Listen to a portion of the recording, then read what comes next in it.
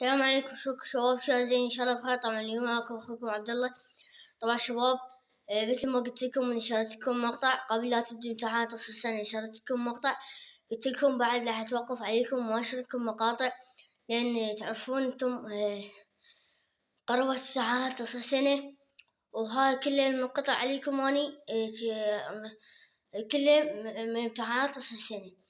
والحمد لله والشكر اليوم 31/1/2023. الحمد لله والشكر آخر امتحان نص السنة، وأنا دوام صباحي طبعا، يعني مو هسه راح أروح، لا صباحي ب8 وارجع ب9:30. وإن شاء الله مجاوب، وإن شاء الله كل الطلاب مجاوبين، وإن شاء الله أي واحد تعبان على قراية ويعني تعبه ما يوصف إن شاء الله ينجح. وتحياتي لكم، وياكم أخوكم عبد الله، مع تمنياتي لكم بالنجاح الدائم، وفي الله.